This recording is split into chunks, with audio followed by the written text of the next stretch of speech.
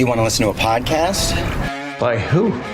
Georgia GOP Congressman Doug Collins. How is it? The greatest thing I have ever heard in my whole life. I could not believe my ears. In this house, wherever the rules are disregarded, chaos and mob rule. It has been said today, where is bravery? I'll tell you where bravery is found and courage is found. It's found in this minority who has lived through the last year of nothing but rules being broken, people being put down, questions not being answered. And this majority say, be damned with anything else. We're going to impeach and do whatever we want to do. Why? Because we won an election. I guarantee you, one day you'll be back in the minority and it ain't gonna be that fun. Hey everybody, welcome to the podcast. Glad you're here with us midweek. All right, can you believe it already? The biggest thing I can't believe, folks, and you listening on the podcast, is that we're in the middle of May. I mean, it just seems like yesterday we turned around and we were just getting into this wonderful year called 2024, and it is now we're into the middle of May, and it's just an amazing kind of thing, considering we're going full blast. But consider this: we've only been 4.5 months into this year. And we're still almost 6 months away, 5.5 months away from the election. So we got a lot to talk about, a lot to do. And I keep telling you as we go through this that the election cycle is the longest we've seen in history. And I think this is going to play out in something I want to talk about today with you. I like to sometimes delve behind the scenes. Again, we talk about stuff here on the podcast that I don't think a lot of others talk about it in the way we do. And that is something that came up over the weekend. This past weekend with the Trump rally in New Jersey. And so I wanted to lay this out. It's called Stretching the Field. And it's not only something that I think, President Trump alluded to on Saturday, but it's something that Democrats have been doing for a little while. It's something that Republicans have done in times past. But I want to explain stretching the field. I want to explain the problems you've got with that has led to this issue with Joe Biden and moving forward. So as we do this today, let's get into it here after the break, and we'll be ready to go. We are experiencing instability at every level. Our government lacks leadership, and Bidenomics has been a disaster. The economy is in a fragile state. Inflation has been a consistent issue. High interest rates have put significant pressure on the real estate market, and there have been major bank failures. And many analysts say a stock market correction is likely overdue. We have global conflicts in Europe and the Middle East that have potential to spread, but gold has soared to record highs even among the tensions. There are so many reasons that Americans should consider investments in gold and silver, and Legacy Precious Metals is the gold standard. I love Legacy Precious Metals because of their zero-hassle, education-first approach. They can help you roll your traditional IRA into a gold IRA or ship metals directly to your house. That's what I do. So go to www.legacypminvestments.com to download their free gold investment guide. And look, I've read it. You need to read it. There's so much valuable information in there. So friends, now's the time to not roll the dice with your hard-earned money. Find out about the growth potential that gold and precious metals can offer you. Contact Legacy Precious Metals today and tell them that Doug Collins sent you. You might have heard Mike Lindell and MyPillow no longer have the support of the box stores or the shopping channels as the way they used to. They've been part of the cancel culture, so they want to pass the savings directly on to you by having a $25 extravaganza. When Mike started MyPillow, it was just one product company. With the help of his dedicated employees, they now have hundreds of products. Some of you may not even know about that. So to get the word out, I want to invite my listeners to check out the $25 extravaganza. 2-pack multi-pillow use MyPillows are just $25. MyPillow sandals, $25. Their 6-pack of towel sets, $25. Brand new 4-pack dish towels. You guessed it, just $25.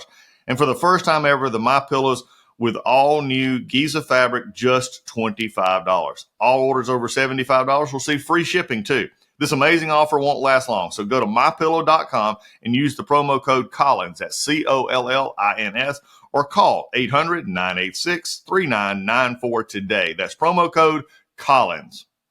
Okay, we talked about this in the intro, and I was going to let's pick up and get the lay of the landscape here. Let's talk about what I'm talking about when it's called stretching the field. The big thing that happened over the weekend is the Trump rally. The Trump rally, I think, set a lot of people back in the thought that on a Mother's Day weekend, Trump would draw anywhere. I mean, even the city itself of Wildwood, New Jersey, was actually saying that they were in 80,000 plus territory here. Even you've heard a lot up to 100,000. You've seen some leftist groups posting pictures on social media of early in the rally when there's probably only about 10,000 people there, still calling it about 4,000 people. So again, they want every way they can, in some ways, to say that this rally was insignificant. I think that's problematic for any leftist to try and do that. But it's also, I also want to be very careful here. It also doesn't assure a win. Now, look, Joe Biden can't draw flies except to himself. I mean, he can't. They come into states. I mean, nobody wants to come see it. I don't think they could pay $1 million and get 100,000 people to come out and see Joe Biden. It's just not going to happen. Which confronts the thought that, he's not possible of winning the election, which I will tell and remind all conservative listeners on this podcast that he can still win. And the problem that he can still win is if Republicans take this for granted and we don't stick to the message of economics, border security, the portraying of our allies in the Middle East, Israel in particular, and, doing the things that, the spending, the tearing down of our energy development, these all kind of things that can be very much used in this campaign by Donald Trump. And he's doing a good job of it, staying fairly focused on those things and not getting caught up in the extraneous that has bogged us down in some campaigns here in the last couple of years. What does it mean, though, is that it means we're popular, but we got a long way to go. One of the things to realize is that when on the narrative coming out of this is what does it mean in New Jersey? Now, Donald Trump, as he always does, he made a very big deal. We're going to play in New Jersey. We're going to play in New York. We're going to play in Virginia. All are good things. Now, that's what's called stretching the field. And now, is the likelihood of New Jersey flipping a high probability? No, it's not. Can it be done? Sure. It's a possibility, but there's a lot of things that have to happen in between now and then. But Virginia, especially if these numbers get closer, Virginia is a definite possibility. New York, Lee Zeldin, a friend of this show, but also a friend of mine, is he showed that New York statewide has more potential than we had gave it credit for, especially under the absolutely dreadful leadership of Kathy Hochul and the other craziness that comes out of Albany up there. So again, there's places there that we can look to see what's happening. And as I heard a Democrat strategist today actually basically said this, he said that really what he thought was happening as much in New Jersey as anywhere else was a trolling of Donald Trump. Now, you can say, well, if he had 100,000 people show up in New Jersey at a rally, he's going to have all these people go vote for him and in New Jersey, and New Jersey will flip. Let me remind you, and you can go back to any of these programs that carried it, any of the broadcasts that carried it. Many of them were talking about the fact that they had drove from Georgia, from Michigan, from Ohio, from Pennsylvania, from other places to be at this rally. And that's great. But it doesn't signify 100,000 people from the same state. And I think this is something that we as, her supporters of Donald Trump wanting to see him get elected again have to acknowledge that these rallies become their own inertia. They draw out from all over, and people will travel all over the place. When he was in Rome just a few weeks ago, and about 2 months ago now, and which is hard to believe it's going by this fast. And I was over there. There were people who had came in from other states. I mean, it just draws this kind of crowd because people want to be at a Trump rally. That's good. It shows this significance. It shows the influence. It shows that our base is excited, but it's got to get outside the base. You're not going to win the primary states. You wasn't going to win the battleground states. You're not going to win a general election simply with depending on the attendance at a rally. That sort of got shown in other races. And in 2020 played a big deal when, the unpopularity, among others, of Trump played out along with issues that surrounded the election and COVID and everything else. So I simply say this to say this is Donald Trump being Donald Trump. And this is what I like about this election. He is going into areas that nobody thinks he should go into, that liberals have wrote off saying there's no way Donald Trump wins New Jersey, no way Donald Trump wins Virginia, no way Donald Trump wins. And everywhere he goes, he is then lifting the ticket.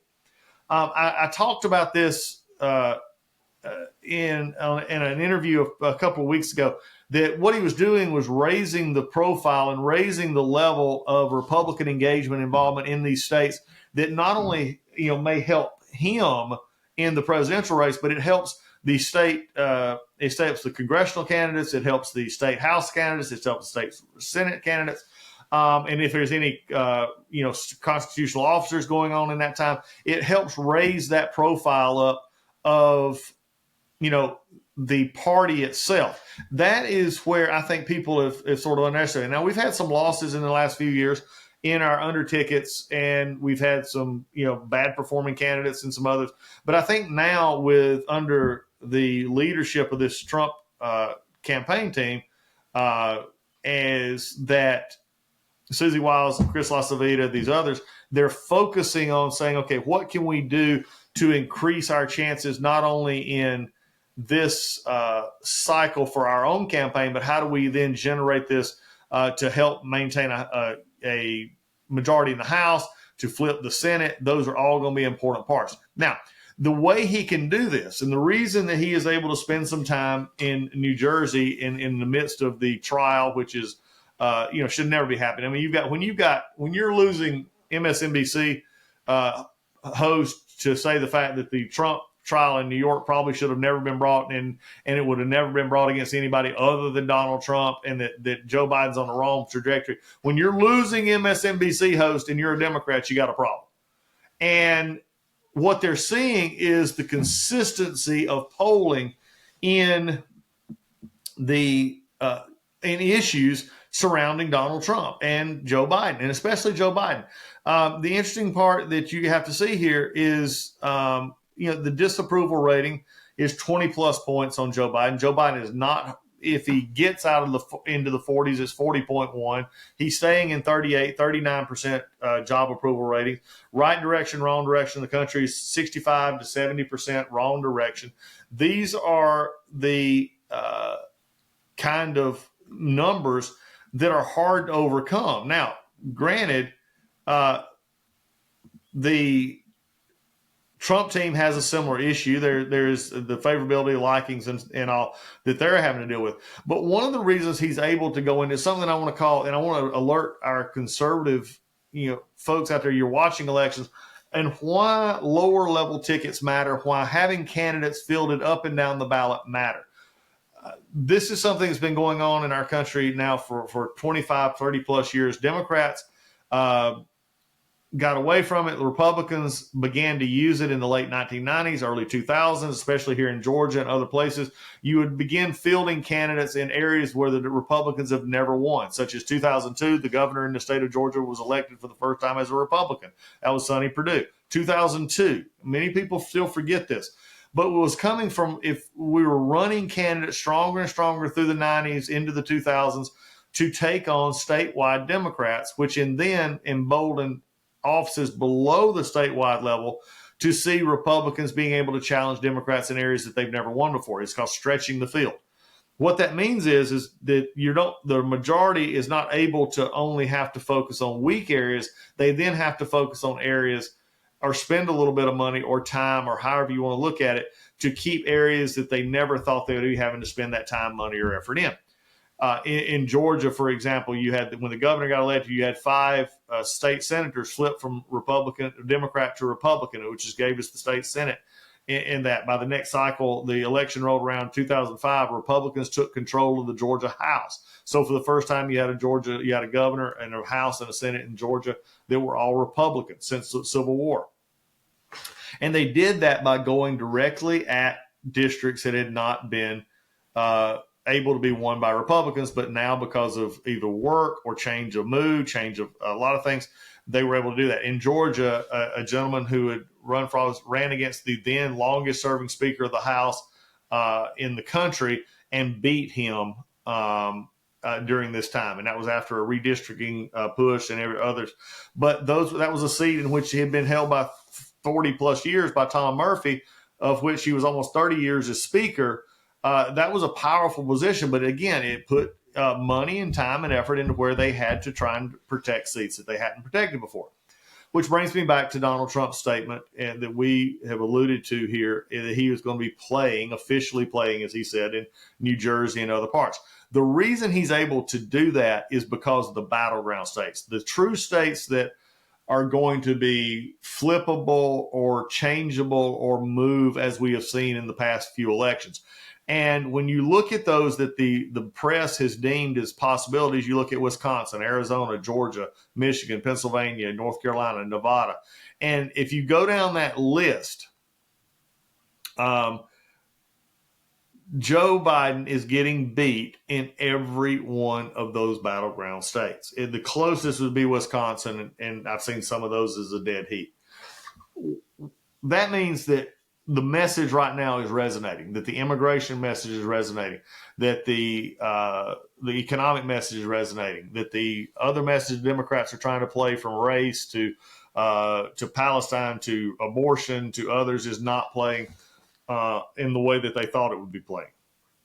That means that right now, instead of having to go to every week Wisconsin, Arizona, Georgia, Michigan, Pennsylvania, North Carolina, or Nevada, the president is able to go and stretch the field and go into a place like New Jersey, where he picks up more votes, where he can maybe pick up and possibly even contend. And if that happens, then Democrats are going to have to spend money in New Jersey to ensure that Donald Trump, doesn't come close or affects ticket, races down the bottom. Virginia, the same way. If Democrats are spending money in Virginia, that means they can't spend as much money in Wisconsin, Arizona, Pennsylvania, North Carolina, and Nevada, and Georgia, and these other states.